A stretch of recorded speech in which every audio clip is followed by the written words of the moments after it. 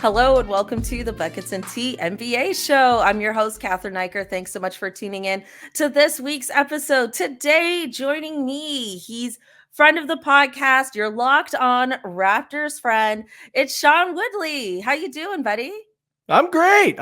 It's lovely to chat with you, Cathryn. It's been far too long. I wasn't supposed. I forget the format. I'm not supposed to have tea with me, am I? Right? Like, I'm okay to have just like water, or we can just have water. I actually left my water in the kitchen, and now we've already started recording. So I'm just gonna have to wing it. We did. Let me just rub it in for a second. That's good water. Oh my God. I'm going to chug my whole bottle of water like the second this is done. We did talk about having tea. And I remember on a previous episode, you told me that every guest should have a cup of tea. I said that? Yeah, you did. I'm just reusing my own bits. Yeah.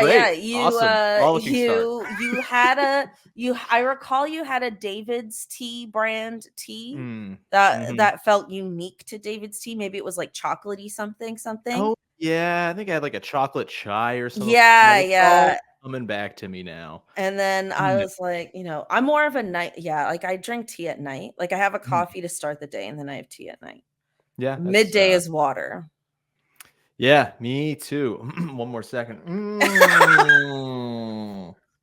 I can shut this thing. I can shut this thing down, Sean. I can shut this podcast lubricated. down. I'm ready to podcast my ass off. Let's go. Oh my God. Filled with regret. 2 minutes into the podcast.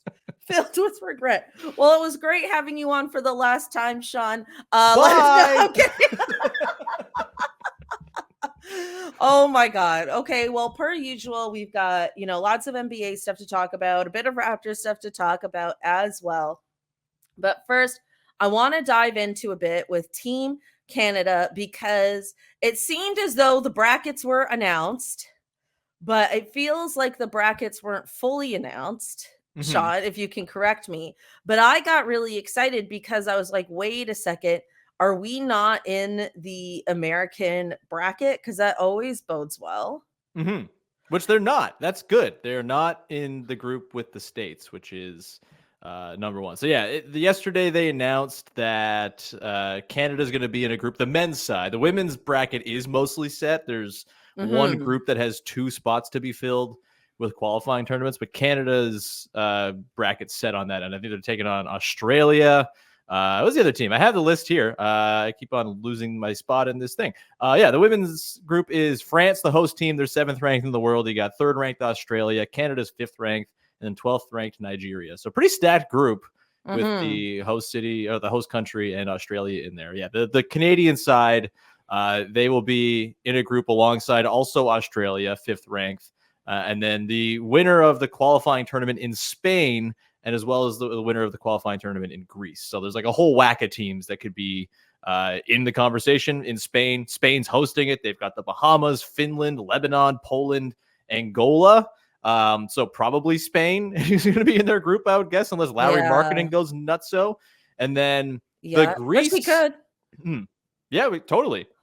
The tournament in Greece is fascinating. You've got Croatia, the Dominican Republic, Egypt, Greece, New Zealand, and Slovenia. So you're going to have like Giannis and Luka in this group together. Only one of them is going to make the Olympics, and then one of them will be in Canada's group. So pretty wild stuff. Could we just, before we dive into anything, how nice is it, Cathryn, to not have to worry about winning a last chance Olympic qualifying tournament again? Because my God, Venezuela in 2015, losing to them, going and having the home, like paying a ton of money to host it in Canada back a few years ago when they lost to the Czech Republic, like terrible stuff. I'm very glad that it's not a thing we got to worry about anymore. Thank God they qualified and punched their ticket at the World Cup.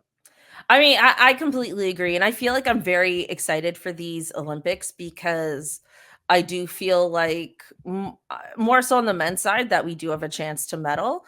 And that's not shade to the women's side. Everybody who listens to this knows I'm a big supporter of women's basketball, but like Team Canada on the women's side, we really just squeaked in there. And I'm so proud of us, but we kind of just squeaked in, where I feel like this Olympics is it's kind of going to be like the 2017 NBA season where like the Warriors winning was sort of like a foregone conclusion, like when they had Kevin Durant, but it's still going to be very competitive.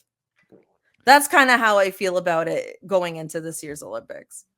Yeah, I mean, like the States will send their very best team, and that's going to be hell for everyone to deal with. We'll see. Like, I'm fascinated what happens if it's like Nuggets and say Celtics in the finals, and does Jason Tatum play? Does Jaylen Brown play? Like, Jason Tatum might be the best American player right now, and so if he's making a deep finals run, does he play? I would imagine Jokic will play in the Olympics, even though it's going to be a long run for them, one would assume. But yeah, it's always like a tough one to figure out, like who's going to have like legs in for a tournament in late July, early August. Yeah. Or even Jamal Murray as well. Murray's like a really fascinating one because he wasn't on the World Cup team, obviously, because of the finals. I wonder if the Olympics are enough of a draw to get him to do it. Also, that requires him to not get hurt, knock on wood, in the playoffs for him to be available. But yeah, I think they're kind of putting a lot of hope on Murray being there in order for them to really have a shot at a medal. Because like as much as they finished third last year, it's just not like the best on best tournament, right? A lot of guys not playing. That States team that was sent over was just like absolute garbage. It was just a really bad team. Jaren Jackson Jr. forgot how to play basketball, and they had no centers after that because he fouled himself out in 3 minutes of every game. So yeah, I think it's going to be a way harder road. I'm glad they're not in a group with the States, and like Serbia and the States are going to be in the same group, which is going to be pretty awesome. Both of those teams will probably get through. They have a qualifying tournament winner, and South Sudan is going to be in their group, so they're probably going to make their way through. But yeah, it's going to be just like a bear of a pathway for Canada because all of these teams are really good. There's no easy group. And so, whoever comes out of those last chance tournaments, unless you get lucky and Poland goes on a run, you're going to be up against some pretty stiff competition. But that's kind of what it's all about, right? Like they're at the Olympics. This is what they did it for. And I think they'll do better than the Steve Nash team did back in 2000, at least. Yeah, well, definitely they're going to do better than that, I would hope. I think that team was like 8th or something. Like it. Yeah, they didn't do so hot. Yeah. Yeah, they kind of barely did anything, and then Team Canada collapsed for minimum a decade. But yeah, no, I mean, that's interesting about like Jason Tatum and all that too, because I feel like, man, is Jason Tatum the best American player? I don't know. He's going to finish the highest in the MVP voting of any American player. I don't know if that makes him the best American player, but maybe. I think you'd probably take Kevin Durant over him right now. Maybe not. Kevin Durant's old, so I don't know. I think it's just because Kevin Durant's old. Mm-hmm. I think Kevin Durant is phenomenal. I would still, a healthy Kevin Durant, I would still pick over Jason Tatum today. Yeah, I don't know why I'm sitting here being like Jason Tatum's the best American. We're not doing Celtics propaganda here. Like, get out of here, Sean. Also, you know what? I think Anthony Edwards is going to have something to say about that too. Like, that dude's he's really coming on, and he just had like easily the dunk of the year, maybe one of the dunks of the thrunk of the decade, maybe. He gave a guy a head injury because he dunked so hard while also hurting his own hand doing said dunk. It's like the coolest dunk there is. Dunk clubs all over the place. It adds to the lore of the dunk that it's like Gerald Green losing a finger from dunking so hard as a youth. Like that is dunk clout as good as your dunk clout can get. Yeah. But like Anthony Edwards, pretty damn close. Yeah, that was nuts. Yeah. Really just throwing that in there because why not? All right. Excited for Team Canada. Excited that we don't have America in our qualifying round bracket.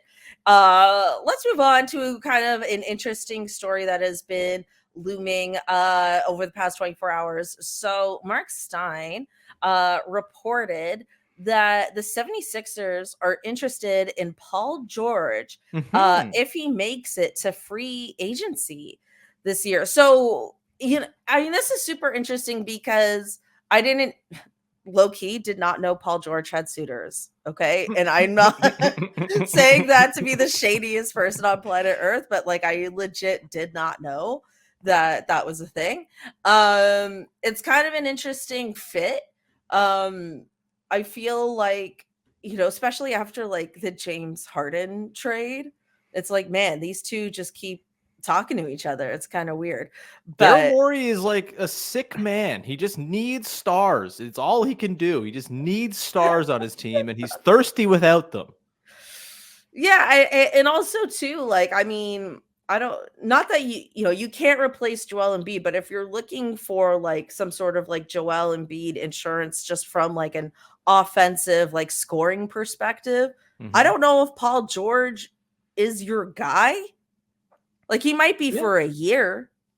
Yeah. But I don't know if he's your guy long term. Like, to me, it's like, wouldn't you want to try and find somebody younger with fresher legs? Also, I really don't see Paul George leaving the Clippers. Like, that would be pretty nuts. That's the thing, right? Is like the whole thing was, oh, we're all the LA boys. We're going to LA and we're going to die in LA. This is where we live now. And this is where we'll be buried.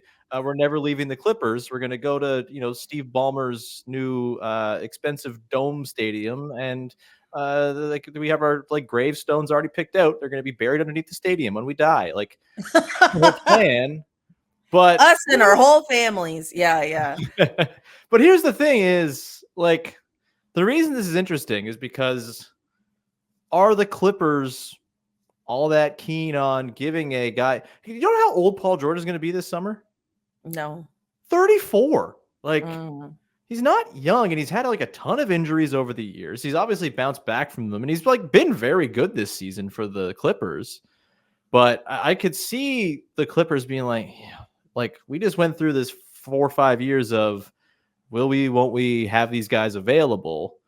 And now Kawhi is like at peak form. And so you'd think, okay, like now is the time to like, hey, lock this down. Everything's good again. But when do the good times end again, right? When do the injuries creep back in for these guys? And do you want to get out of the Paul George business now when the getting's pretty good before the getting's not good at all?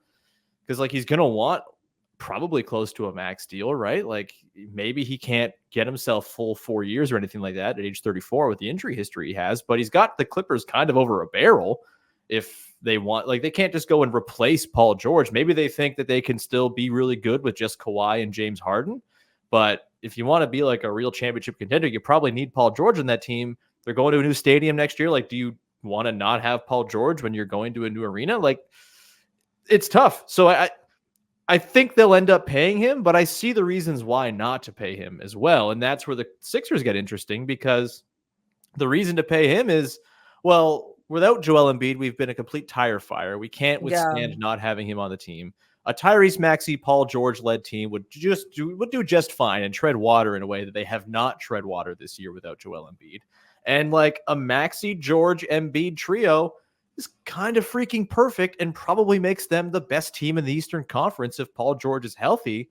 So I get it. You want to maximize the Joel Embiid prime. Maybe you don't care about the back 2-3 years of Paul George contract just because you know that Embiid now, he's almost 30. Like, you got to get this thing done in the next year or two if you're going to do it at all. So maybe that's the thinking here. We know the Sixers have spent the whole season just being like, we have cap space. We're going to do something with it. Look at all this cap space. Look at us this summer. We're going to spend it all. And maybe they're not lying. Maybe they're just going to go get Paul George. It would be really cool. It would be a pretty risky enterprise, I think, long term, but would probably give the Sixers the best chance they've had at winning a championship since they had Jimmy Butler on the team. So I could totally see it. It's also kind of weird that Kawhi got his extension in the middle of the season and Paul George has not gotten one yet. Like, you figured those would come hand in hand. So I don't think this is nothing. This feels like there's some smoke here. And I think because of the weird bind the Clippers are in with this, I think it makes it a little more feasible for it to happen. I think you make a lot of great points, Sean. And I think from the 76ers perspective, like, you're right, like they need somebody else. And position wise, like Paul George would be a perfect fit. And that would be a very interesting Eastern Conference trio. Yeah. I do not think that's an interesting Western Conference trio. You don't? Like, no, but I do think is an all-star. Paul George is an all-star. He's an Eastern, the MVP. Eastern Conference all-star. Tyrese Maxey, I don't think is a Western Conference all-star. Okay, that's fair. Yeah. He's an all-star. So is Vucevic. Anyway. But I just feel like, here's the thing with, like, I just feel like Steve Ballmer is the type of owner who really would not care about the luxury tax. Like, and I think it's really going to come down to how well they do in this year's playoffs. Like, I think if the Clippers are in the Western Conference Finals or finals, then there's a world where they talk themselves into being like, we're so close to winning a championship. We're right there. Bring it back. Let's overpay. Let's go into the luxury tax. Let's get this, all these stars into that new arena, blah, blah, blah. But there's also a world where, like, if they're out in the second round, then I think there's, I think then you're like, okay, like, we can't keep doubling down on this. That's when I think things get interesting. And maybe that's why Paul George hasn't gotten that extension yet, and Kawhi has, because they would keep Kawhi over Paul As George. you should, as you should, right? So it's like, incredible. I feel like that might be part of it. For sure, right? And I think that's kind of the thing that hangs over every potential player movement thing, right? Is like the playoffs tell everything. The playoffs shake loose guys who maybe didn't think would be loose because they get mad because they lost in the first round, or teams reevaluate. Like, I don't think it's beyond the Clippers to lose in the first round. The Pelicans are really good. They're playing way better basketball than the Clippers are right now. And they might actually pass the Clippers for the 4 seed. They're one game back. And so if they don't even have home court, that Pelicans team is nasty. They are just like a real pain in the ass to play. They're huge. Like, Trey Murphy just comes in and is like, I'm going to hit 10 threes tonight, bitch. Like, it's really, it's a really good team. And they can kind of beat you in a million different ways. I think he would love you for that. I think he would absolutely love you for that. You're absolutely right. Like, the Pelicans are coming on so strong right now. And I also feel like, we're in an era, and it's been this way for the past few years now, where, you have to have a dominant center to win. And I think, like, the small ball era, as I've talked about being like a fan of the Warriors and stuff, but the small ball era is over. And like, I feel like, okay, like, the Clippers do have a center, but I mean, they have Zubats, who's respectable, but not elite. I mean, he's basically like doing the Spider-Man meme with Valanciunas at this point. They're very similar dudes. Yeah. So it's like they have Zubats, they have Daniel Tice, and Mason Plumlee. And I feel like it would be them bringing the absolute most that they've ever brought in their entire lives to even, like, attempt to contain who Zion has been these last few weeks. Yeah, I mean, that's where you probably get to see, like, Kawhi guard Zion and vice versa. And it's like Godzilla versus King Kong. Yeah, I'm rooting for that series hard. I think I've maintained that I think if a top 4 team in the West loses in the first round, it's because they played the Pelicans. I'm kind of a little Pelican sicko right now. I think they're awesome. And I think they're just kind of like figuring themselves out and realizing their powers a little bit. So yeah, the Clippers, like, it can get weird for the Clippers. And yeah, if they're in the first round, it's still very possible that Palmer does the thing and says, hey, we're going to pay everyone anyway. Or, hey, we're going to pay everyone anyway. Or whatever his voice sounds like. And, they just are expensive forever. And like, it's not just the tax. Like, they're going to be a second apron team, which is the new thing coming in this summer. That's going to really make it hard to, like, move players and make trades and improve your roster. So maybe their best, plot as an already expensive team is keep Paul George, pay James Harden, and just kind of go forward with this group again. It's been really good for long stretches of this season. Not so much lately, but still.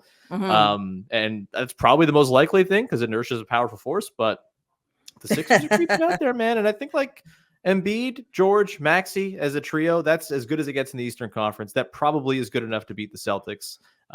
That's probably good enough to beat the Bucks as they get older, although there would be kind of some age questions with the Paul George, Joel Embiid Sixers as well, especially if Kyle Lowry's still kicking around at age 39 or whatever it is, being a backup there. But yeah, I don't think it's like a crazy thing. And the Sixers are in the exact sort of desperate spot where they have to try to win with Joel Embiid while they have him now and he's in his prime, where they might just be crazy enough to say, hey, Paul George, want 4 years on a max? Come play with Joel Embiid. And maybe Paul George says, hell yeah, let's do that. I just had a crazy, like, Raptors brain kind of thought. Oh, please share it. And that is, what if the Sixers got DeMar DeRozan? Oh, I thought you were going, what if the Raptors use their ample cap space this summer to sign Paul George? No, no, that would not make sense. I disagree, by the way.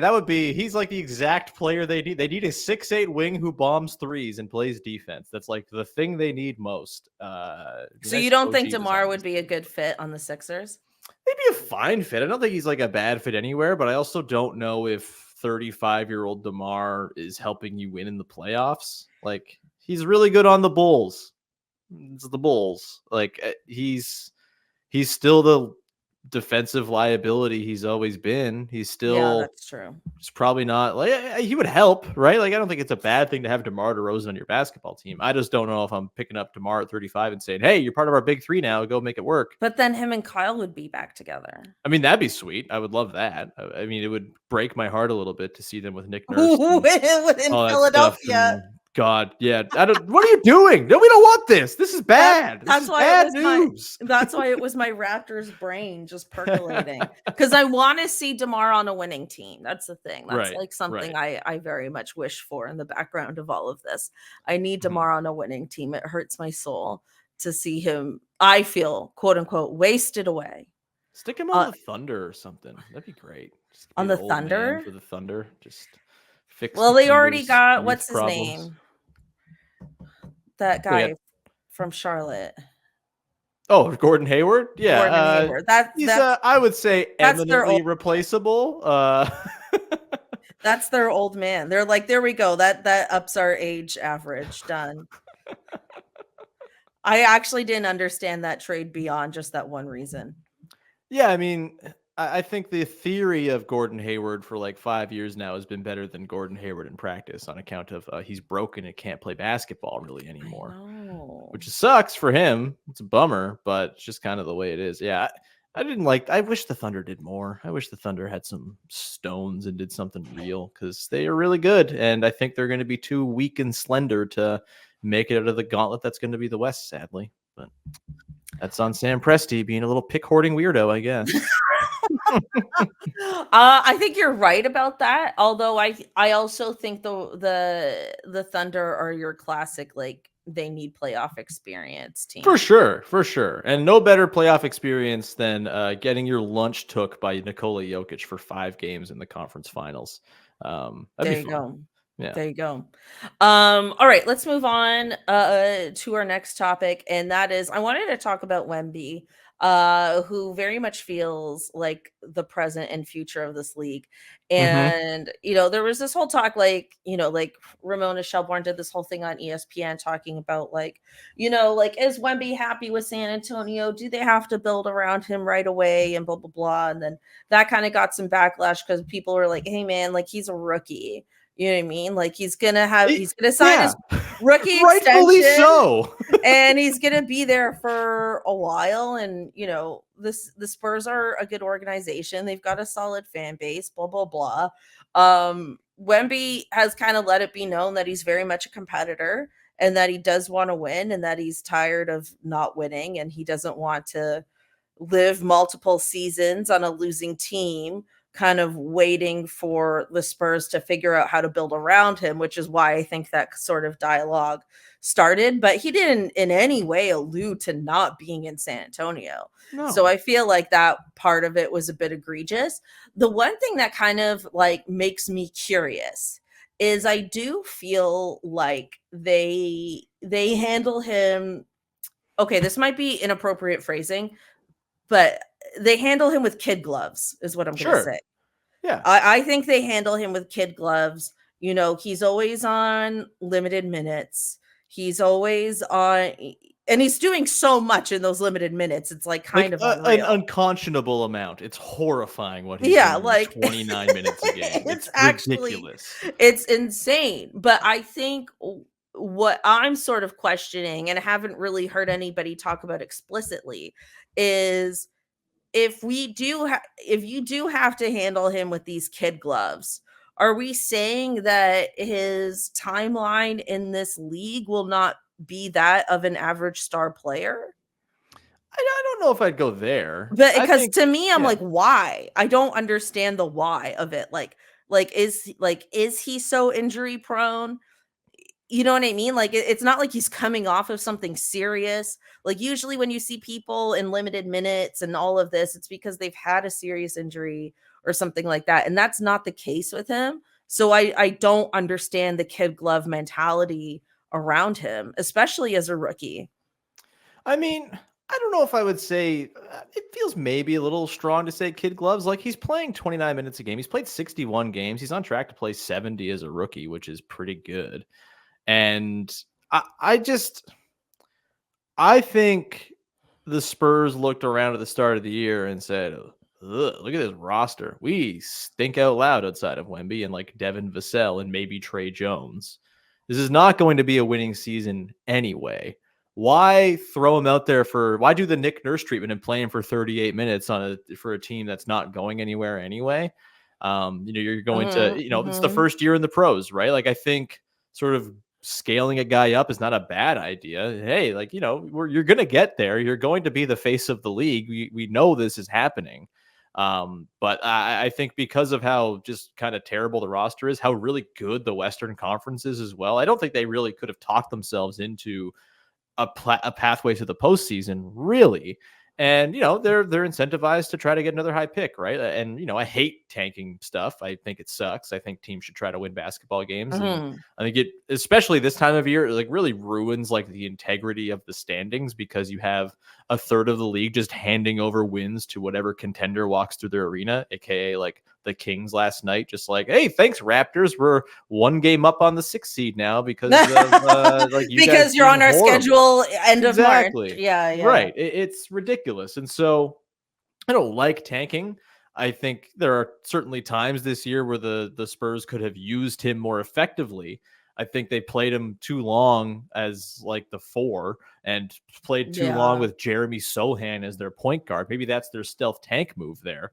But I don't know if they've handled him with like full on kid gloves. I think they're just kind of realizing, hey, like this season's not the be all end all. He can still be incredible and win rookie of the year and be a borderline all defense player and a borderline all NBA player with only playing 29 minutes a game. Why rush it? Why put him through sort of unnecessary risk and overexertion for a team that's going to win 15 games? I kind of get it.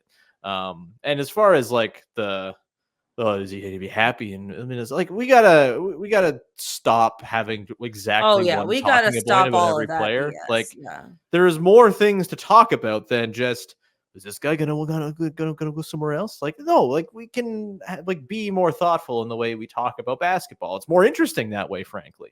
And yeah, like I saw the Ramona Shelburne thing. Like, what are we doing? like there's just like. Come on. I'm sure she's, an employee of ESPN and is doing her job. But yeah, it's not just Ramona Shelburne. It's everybody, not at all. Right? It's the whole sort of transaction industrial complex that just like, oh, there's a good player, bad team. Is he going to want out? Like there's not always this sort of direct line to draw, especially for a rookie who frankly has zero control over the situation. What's he going to do this summer? Be like, you guys didn't trade for Trae Young. I want out. The Spurs will just be like, no, like we're not going to do that. We're going to play it out. And you're not going to sit out 3 years in your early 20s as you wait to hit restricted free agency, which we still have control over. Like there's just no precedent, no like mechanism by which that could happen. And so it's really stupid to talk about. We should talk about the dude who's putting up like 5x5s every other damn night and putting up 7 block nights like it's nothing. Like that's the interesting thing here. And, I think the good part here is that I don't think the Spurs are going to be awful for much longer because Wemby on his own is unbelievable. And I think they probably end up being like a fringe play-in playoff team next year because he just – like, I'm pretty sure, like, since the start of December, Zach Lowe's used this stat on his pod a lot lately. They're like a positive team with him on the floor since December, and they are like a 14-win team. That's crazy. Like, they are just getting waxed in the minutes he's not playing. They're winning the minutes he's playing. And if they get like 2 or 3 more useful, good players this summer, or like, God forbid, trade for a star, they're going to be really good right away. Like Paul George. Yeah, I know. I look, like, I completely agree in terms of like, players being happy, unhappy. We got to stop all of that. I guess I used the term kids gloves because I just couldn't think of a better way to phrase what I meant. No. By Like, the way the way I feel they're handling him. I think it's unfair to use that term. Like, yeah, well, I mean, I'm not trying to be like, I'm not trying to talk down on him is my point. But like, okay, so for example, someone like Cade Cunningham is on a team that obviously has no chance of doing anything. Mm-hmm. Maybe they thought at the very beginning of the year they could do something, but it became pretty clear pretty quickly that you lose 32 of your first 34 games. It became it became clear quickly that this team wasn't going to go anywhere. He's coming off a season-ending injury, and he doesn't play limited minutes to my knowledge. I mean, he's only played 58 games this year, so he's been out some games, but I think the games he plays, he has pretty solid minutes, or at least over 30 a game. So I guess it's just, I just don't like, I guess maybe like what you're saying, it's like the team isn't going to go anywhere. We're going to lose anyways, blah, blah, blah. And maybe that's just like the Spurs mentality. As I'm talking about it, and thinking about it with you, it's like Greg Popovich did kind of invent the load management thing. Yeah. And like, so we know the biometrics on Wemby. That, I'm like, okay, he is kind of the father of this. So from that perspective, it makes sense. It's just there's so many players on losing teams who have had injuries who don't play limited minutes. I guess that's kind of where I was coming from, where I was like, I don't get why this is happening, but I understand what you're saying. So maybe we've solved it. Cause I haven't seen anyone explicitly say that about the Spurs for everything that is talked about with him. I also think too, like, I don't know, you're the Spurs. You've just been gifted by the luck of the lottery, the prospect who's probably going to be the face of the NBA for the next 15 years and take the mantle from LeBron James. Crazy. He's also 7'4" and built like a weird alien beanpole, man. I could like understand if you want to be a little cautious about not having that dude thrown into the full fury of the NBA right away. Like, let him eat some sandwiches first. Like, build him up a little bit. God, I feel let him eat. Look at the history of 7'4" guys too, right? Like, it's scary. Like, big dudes get hurt, and so I understand completely why they're like, Cade Cunningham is like, he's 6'8". He's like guard. A wing he's type. A guard. Like, like he's like built like Wemby is like he's unique in many different ways. And I think that also feeds into the unique way in which the Spurs have handled him as a rookie, because like, I wouldn't want to fuck that up. It's like getting gifted like a Maserati and like not knowing how to drive stick and being like, am I going to like drive this into a wall right now? Like, you want to be careful with that thing. You want to figure that out before you go full speed on the highway, I think. That's true. I mean, yeah, I guess, I don't know. I guess maybe things have changed, right? Because like they didn't handle Tim Duncan that way. They didn't, no. You know what I mean? And then they they were obviously a better team also. Yeah, that was a contender. Like, they won. Street, right? He won in his rookie year. So all right. I'm wrong. Everyone can shit on me. It's all right. You just haven't had any water, Catherine. Just dehydrated and parched and not thinking straight. It's fine. All right, let's move on to our Raptors homer moment. And Sean, this past week we had the jersey swap scene around the world. I don't know how else to phrase that. There will never be a jersey swap so viral unless Gradey Dick is involved. It's going to make the rounds around the league, I bet. And that's what everyone's saying. All sorts of fun pairings. When he was asked about it, he just said like, he's a friend of mine, and that's it, with what I would consider a somewhat cheeky look on his face. I think he knows exactly what he's doing, and if that's your name, hey, why not have a bit of a sense of humor about it? Oh my god, this is so crazy. This is completely like, my therapist told me that she had a gynecologist with the last name Dick. And I was like, I'm out. I'm not going to that office. I am absolutely not going to that office. I mean, it's one way to market oneself. I get having a sense of humor about your name, but that's on another level. It's like change the spelling or something. Make it a DYCK or something like that. Like just like That was really on another the level. old English spelling. Yeah. Yeah, it was, anyway, I just couldn't even believe that. That's still living rent free in my mind since my last session. But this jersey swap, Sean, what did you make of this? I mean, the Zoomers have taken over the NBA. They're just, I don't know, man. I thought watching the clip and the lead up to it is even better than just like the photo, because they're clearly just like little boys at a I sleepover being like, agree.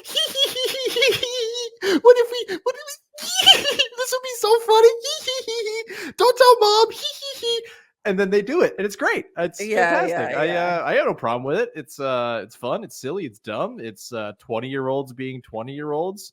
I'm sure we all did equally immature, silly things and wordplay at age 20. I'm just excited to see how we can level up from here. Which players is he going to go find, and like what sort of abstractions is he going to make? Like, I don't know. It's like an ode to doing it on your honeymoon with Drew Holiday dick. Like, I don't know. Like maybe there's something there. I don't. I don't know, but but imagine Drew Holiday's like, I don't know you, man. Like, I don't know you. Okay, there's two other Holidays in the league. We're not you just go friends. ask Justin or Aaron. Yeah. We don't hang out. Like, he's like, I'm not 20 anymore. The one regrettable thing is he didn't even get the funniest guy on the Magic he could have paired with. Which is Suggs? Jalen Suggs, yeah. Like, clearly the better one. But well, I mean, if they are if they're legit friends, then at least that came from a genuine place. Right. It's like it's gonna become a thing in the NBA where it's like, don't come near me, man. You know what I mean? Get that dick away from me. Yeah, like Steph Curry is gonna be like, nah, man, like don't even come near me. There is no Dick Curry. There will be none. Like it's just, like we can't just like at the end of games, Gradey Dick is just like on the court looking to trade his jersey with someone. Like it's in like his jersey's in his hand and he's looking for someone to like do the joke with, and they're all just like running away. That'd be so stupid. It's very dumb. My question to you, or maybe they'll be running towards him and being like, please. Right?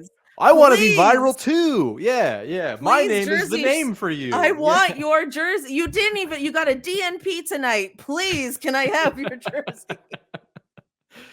My question is like, at what point, like I do a daily podcast about the Raptors. I had to like get the dick jokes out of my system pretty quickly. Otherwise it would have just consumed me. And like, I wonder, like, is it going to be like year 3, year 4, like 10 years in? Is Gradey Dick still getting like, I guess he like plays into it when he's doing stuff like this, but like how many seasons of Gradey Dick in the NBA will we have to go until we go a whole season without a dick joke? Is it 0? Is this like never happening, or? I don't know. I mean, I don't feel like, I don't think Rudy Gay went through any of this. No. Right? Like, I don't know. We got like some of the visiting broadcasters are having entirely too much fun with his name. I would say it's I don't know. I look, I'm not above very dumb, childish jokes, but we got to get like, I appreciate Gradey at least sort of stepping into new ground with it and not just like, doing the broadcaster thing where it's like dick splash that everyone's done so far this year.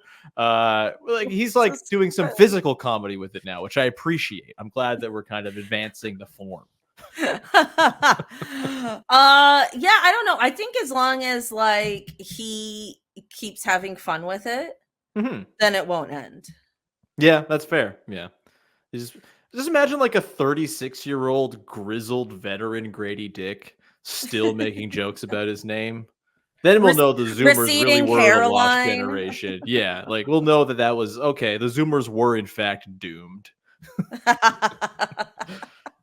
We'll have to see. I mean, this kind of goes into our next topic, but there's not much to play for the There's remainder of nothing, this Catherine. season. So it's a barren wasteland desert where we've been talking about this Grady Dick jersey thing for like 4 days, and it still feels like the most relevant news around the team. first time on this podcast, though. Oh no, I'm not mad about it. It's no, something to talk about, but there's just like nothing else. Like nothing has come into the news cycle since then to replace that, which I think speaks to the current state of affairs. Yeah, and you know what, like we can move on to our next topic, just which is the state of this current team. Shout out to the Barrett family. Like they've obviously like suffered an awful tragedy this last week. Just really, really sad to hear. Hope they're all okay. Yeah, I mean, that's just one more key player not on the team, right, or with the team right now. And yeah, I mean, it just sucks. Like, I know people are frustrated, because we're losing and this, that, and the other, and the anxiety of this elusive draft pick and so on and so forth. But, Freddie and I were kind of chatting. Shout out to Freddie Rivas. We were chatting a little bit on Twitter today. And, it's kind of like at a certain point, you just kind of have to accept the hand you were dealt. You know what I mean? This isn't the vision. It's just sometimes not their team. Yeah, it's things just like happen. some guys playing some ball with a jersey on. It's not their team at all. Yeah, and it's just like it sucks, and this happens with injuries and so on and so forth. And obviously, the second half of the season isn't going to go as planned. We just got to ride it out, and then there'll be lots to look forward to next year. Like my kind of optimistic approach is like we're going to be better next year, and then 2 years from now, we can be where like the Orlando Magic are now. Sure. That's kind of like that's my hope for this team. Yeah, at least. I don't even think it's like out of the question, depending what they do this summer, that they're in that sort of like 6, 7, 8 range next year, right? Like I think we saw some pretty interesting stuff for the very fleeting moments where they had a real team together. Like before Scottie got hurt after the deadline, there was some like good stuff happening in there. They were like a middle of the road offense, middle of the road defense. They were figuring some things out lineup wise. Emmanuel quickly, even after Scottie got hurt, was having a really great stretch there of just like, like this is lead guard stuff and like very good lead guard stuff. And I do think like you can bake in a lot of internal growth for this team over the summer. You have RJ's 23, Quickly's 24, Barnes is 22, Grady Dick is 20. Like these are young players. Young players, while it's not always linear, tend to get better. And so I think there's a pretty good shot that with the sort of floor that a Pirtle, Olynyk center rotation gives you and the cap flexibility they have this summer, the draft picks they'll have coming in, maybe or maybe not. I think it stands a chance of being like a pretty competitive team, maybe not a good team, but a competitive team. And like my goal for next year is just like be better than the Bulls, like better than the Bulls. You've done your work. It's fantastic. My God. That, amazing. If the Bulls run it back another year. Oh, they're going to. Really they're paying DeMar so much money. No, I have no idea what they're going to do. Oh, that would be the saddest thing. That would be I'm not even a Bulls fan. That would be the saddest thing if they just run it back. I can't even imagine. At least Kobe White's like doing stuff where it's like, we have like a young player who doesn't stink now. So that's and then he's not going to win. He's not going to win most improved because of the team record. Yeah, I mean, he might anyway because he's been like one of the best players in basketball. A mint because I am parched. Sorry, I didn't mean to cut you off there. I'm sorry. No, that's okay. I no mints needed over here. I'm feeling fresh. I'm feeling light. I'm feeling lubed. It's fantastic. No, bucket and mints. But yeah, I think they have a chance of being like a pretty decent team next year, which is all you can hope for. And yeah, there's just like, it's a weird thing too, where I don't know where you stand on it. I am of the mind that like, just get the pick to the Spurs this year, send it over. I don't care if it's the 7th or 8th pick. It's worse optically than it is in actual practice, I think, because this draft, Catherine, sucks. I've like really started to like deep dive into my draft coverage this week because there's nothing else to talk about. And it's like a grim scene. And you talk to anyone who like covers this stuff. Like there's a guy who his name's Richard Stamen. He does stuff for Locked On NBA. Big Board is our podcast over on the network. that covers the draft. And I asked him straight up this morning, I was like, would you rather have the 15th pick in the 2025 draft or the 6th pick in this draft? He said 15th next year. Like, this draft stinks and next year is loaded. And I think there's just sort of this, there's a lot of Raptors fans who think I'm an idiot for being like, but top 6 pick, you got to get that talent in the door. It's like, hey, that player's not helping you win next season anyway. Like, it's just not, he's not bolstering the Scotty Barnes era in year 1 next year. And I think it's like kind of short-sighted to think, oh, well, we get the instant player now. Like, it's instant gratification. We get that guy now when you could get a better player in a year, and also not spend an entire year thinking about whether or not the Spurs are getting your pick or not. The joy and relief of just sending it out the door and never thinking about it again. Like, I think there's like so much value to that, like psychologically as a fan and as a franchise too. Like, they can go into next season, not feel like they need to be worried about, oh, what if we're like the 8th worst team again? Like, God, we're going to give the 8th pick in that draft to the Spurs. That's dicey. Like, I just think there's, to me, get the pick off the books. You already have the Pacers pick and the Pistons pick in the start of the second round this year anyway. Like, you have 2 shots in this draft where everyone kind of says between 10 and 40, it's all just sort of a mishmash of dudes who may or may not be decent role players. Between you get 10 a couple and 40, of that's rough. It's a very flat draft. And even at the top, like, it's not super talented at the top. 6th overall in this draft is not a place that's like a primo pick. It's just not. It's not a good draft. And anyone who covers this stuff for a living will tell you that. So I am fully on the board of hope like hell that they convey the pick. Yeah, it'll hurt to see the Spurs draft 7th or 8th on draft night. Guess what? It'll hurt a lot more to see them draft 7th or 8th if things don't go well next year and they are conveying that pick to the Spurs. Not to mention, like, you have all your picks unencumbered. Like, if you don't convey the pick this year, then you can't trade future picks even further out because of the constant protections and rolling over. So just like, get it out the door. Bye. You're not thinking about it anymore. Clear your mind. Accept the Jakob Poeltl trade for what it was, and you can go into next year with a couple of draft picks that you have anyway, and the knowledge that, hey, things could be better this year, but if they're not, and they're the 7th or 8th worst team again, you're going to get a damn good pick without having to sweat it out in a very good draft with lots of potential star talent at the top. So that's my kind of rant against the sort of must keep the pick sort of concept, because I just think it's silly and short-sighted. Yeah, and I think I also think this whole pick situation is somewhat convoluted, and it isn't a straightforward trade. So I do think for the average fan, it is kind of a lot to wrap your head around. Sure, so, yeah, 100%. I think when people when your average fan is like, no, we need the pick. It's like, I understand where they're coming from. Yeah. It's just there's all this other context, also, kind of like, in the fold. I know giving up the 7th or 8th pick feels bad. Jakob Poeltl's still on the team, and he's good. And he's very clearly incredibly important to this team playing real basketball. Like, I would trade the 7th pick in the draft for a Jakob Poeltl type player pretty much any day. I'm probably like biased in that I just prefer to have good players on my basketball team and not, question marks and 19-year-olds who are dart throws. But Jakob Poeltl sets the table for this team to play competitive basketball with his screening, with his roll gravity, with his passing, with his rim protection. Like, he does the stuff you need to have a center doing to be a good, effectively coherent basketball team. And he does that. So if it ends up being the 7th pick in a historically bad draft for Jakob Poeltl at the end of the day, I think that is an undeniable win of a trade for the Raptors. But we won't know that until we see what that prospect eventually becomes. I get it. But on principle, I think bad trade for the circumstances, and it led to this season of hell in lots of different ways. But I think at the end of the day, when the dust settles, if you're giving up the 7th pick to the Spurs and you have Jakob Poeltl on your team, I think it's fine. And then you go into next season, never thinking about it again. And that's, I think, God, how nice would it be to just not think about this draft pick, Cathryn? I want so hard to never think about it again.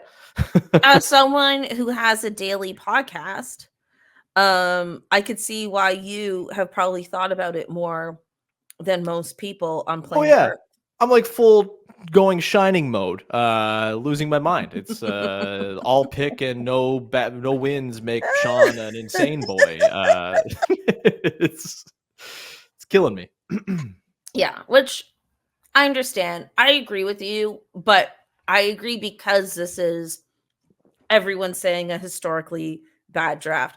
It would be hilarious if it turned out not to be, Oh, of course. Like, but I don't think yeah. that's actually the case. Like, I think, when everyone's saying it's a historically bad draft class, I think that's true. I think even you're kind of seeing it in the NCAA this year where like women's basketball for the first time is actually getting more coverage Mm-hmm. than men's basketball, which Mm-hmm. I think is very telling because that doesn't happen easily or lightly. And that's because women's basketball in the NCAA right now is more his exciting and historic Mm-hmm. um, than the men's side right now. And I think if the NCAA thought they had um, superstars to market, they would be. Yeah, for sure. Like it's the way college has gone, where the best teams are the ones who have like multiple year college players because that you can build up an actual system. You have like the Dukes and Kentuckys who just cycle through really talented one and done guys. And like yeah, it's just like it's a weird product. It's like bad. It's like entertaining because it's bad, I guess. But like, I'd rather watch entertaining because it's good, and that's what the women's side is definitely right now. Yeah, yeah. Like and especially like, there's lots of prospects in this draft who are not college guys and who are maybe more interesting. There's guys from the G League Ignite. There's guys from over in Europe. There's a guy playing in Australia who might be the number one pick, Alex Sarr. So like the college crop in particular is like especially grim this season. And it's sort of like the draft of ifs and buts, where it's like, oh, this guy's 7'2" and blocks 3 shots a game, but he might not be able to play more than 12 minutes a night. Oh, this guy is like one of the best defensive prospects since Tony Allen, but he shoots 20% from 3 and 50% on free throws and may never figure out how to play offense even a tiny little bit. Oh, this guy on this mid-major team is an incredible scorer. He's outstanding, but he had 2 cardiac arrests that made him so he's 25 years old going into the draft, and he almost died twice. Like, that's the draft, Cathryn. It's a bad draft. And so, Damn. yeah, I'm just like, it's making me more bummed out about the current state of the Raptors having to like dive into these prospects, because it's just like, all right, like, he seems fine, I guess, but it's nothing sexy at all. Yeah. Yeah, well, at the trade deadline, when Masai did his press conference, he did talk about, or maybe that was post Siakam trade when he did his press conference. He talked about how like they don't necessarily plan on keeping these picks Mm-hmm. and that they might be looking to trade these picks. So there might be like some sort of a draft day trade or moves in the summer that happen. I mean, Masai is not a tanking president and Mm-hmm. GM, right, with Bobby. And I just feel like I bet it's killing them as well, like the state of this team. And this is definitely not what they wanted. And I do anticipate them making more moves. I don't think it's just going to be like, oh, this was the Pistons second round pick and let's put them in the 905. Mm-hmm. I mean, it could work out that way with I that bet pick in they particular, use. but I feel like Yeah. it's not going to just be that, is my point. Like, I feel like there's going to be more happening.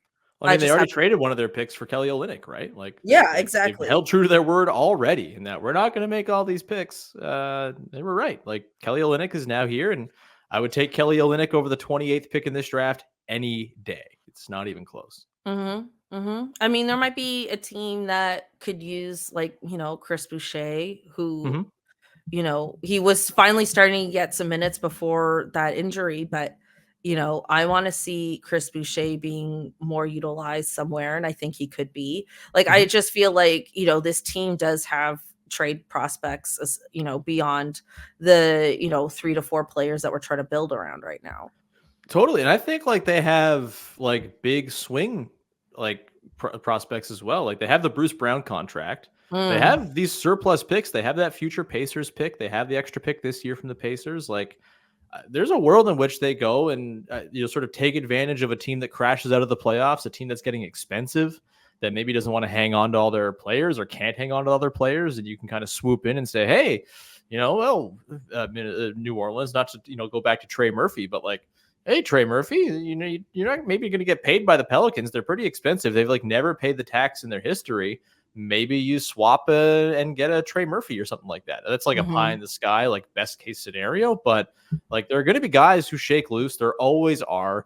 And the Raptors have the cap flexibility. They have the Bruce Brown contract. They have Lots of extra picks on hand now, or a couple extra picks at least. And I think that they're going to be in the mode of, hey, like if we can find ourselves the sort of wing of the future to pair between Barrett and Barnes at the 2, 3, 4, and you have Quickly and Pirtle, like I think they'll try to do it. I think they're not going to take it lying down and just say, oh, well, we got no good players this summer. Let's just be bad again next year. Let's have no defense whatsoever. Like there's going to be something, whether it's free agent additions with their cap space or trades. And that's the thing that's keeping me going right now, because the basketball that's currently happening, Cathryn, stinks. It does. It does. I think the thanks Bruce Brown post that we get in the summer is going to be so hilarious and stupid, because I feel like he thought he was going to move the second he was traded here and then just wasn't. But yeah, I think it's time to move on to our Hottie Highlight of the week. And this week this is maybe controversial, because I feel like everyone's expecting it's got to be the jersey. It's got to be the jersey swap. How could that not be the highlight of the week? But the problem is that was such a big deal. I was trying to say that without too many sexual innuendos. That I decided that we should have a different Hottie Highlight of the week. And so this is going to Darko, because he is reigniting, hosting the open practice for the coaches.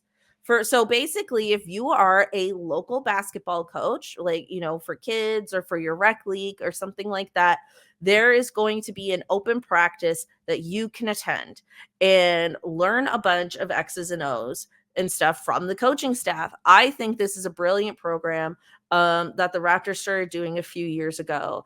And I absolutely love it. I'm not a coach, but I want to go. Like, I want to figure out a way to just make myself some weird coach profile just so I can go and see this for myself, because I'm such a nerd. But I think initiatives like this are great. I think, especially when your team is bad, you have to, in my opinion, galvanize the fan base in different ways. Like, I remember because I'm old, but like in the Vince Carter years, they used to have a free practice during preseason. So basically it was like you could go, it was like a Sunday afternoon, and you could just like see the Raptors like really up close. And, it was Vince Carter days, right? So he's doing all kinds of like dunks and highlights for the kids and stuff. And like, it was so fun. Like, I just remember like, it was fun to like watch them scrimmage and do all these different things. And now it's 5-on-5. And like, they made it really entertaining for the fans. And it was like, and it was completely free. And it was like, that is how you get young people and families excited about you. When you're not necessarily like a championship contender. And I feel like the Raptors kind of need to go back to that. And hopefully, I'm hoping that this is kind of the start of that again. Yeah, I love it. I'm mad I didn't know this was going on, because I've started to do a little coaching this year at my wife's school with the wee little ones, and it's very fun. That. It's super fun, and I feel like I'm an idiot half the time. And so it would have been nice to be like, "Hey, Darko, teach me how to do coaching." Is it too late to register? It's already happened. So I thought it was happening. No, it already happened. Yeah, but I'm going to hopefully get in there for next year, which would be pretty sweet. Because I think it's such a cool thing to do. I think not being like a gatekeeper of coach wisdom is a nice, cool thing. I think a lot of coaches probably are like, "Oh, you can't have my trade secrets. I'm a genius." And I don't think Darko's wired that way. I think Darko just like seems like a really good dude, and I'm rooting so hard for that guy. And it sucks that he's been like handed such a raw deal in his first year as a head coach, where it's like, hey, here's this team. We don't actually want the best player on the team anymore, so figure that out. And then we're going to trade the best defender 2 months into the year, so figure that out. And then also we're going to trade the best player eventually, even though it kind of makes sense after we traded the other really good guy to keep the best player around, but we're going to trade him anyway because we made our minds up. And so figure that out. Make sure the vibes are good and get the culture back, and also improve player development because it's been bad lately.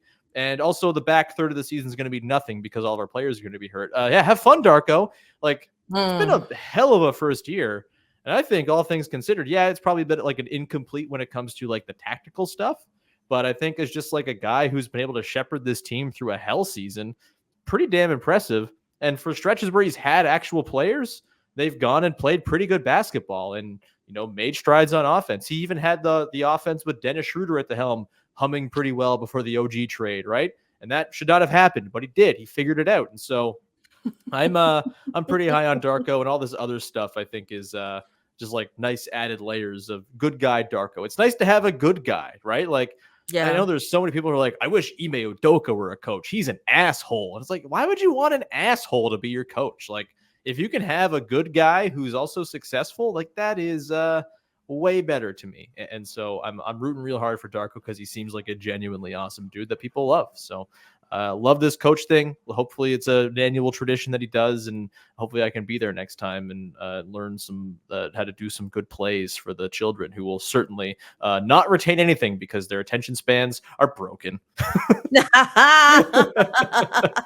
How old? Like, what's the age group that you're coaching? Like grades 6, 7, and 8. So okay, yeah, like 11, 12, 13. But that's really sweet, and I do think that that's an age where they could understand like a basic pick and roll or something. We're instilling some stuff. We're like running Jokic offense when we can. We need it's amazing. We'd have bigs who can pass, which is a hard thing to find in the 11, 12, 13 age range. But if you have one, boy, oh boy, you're cooking.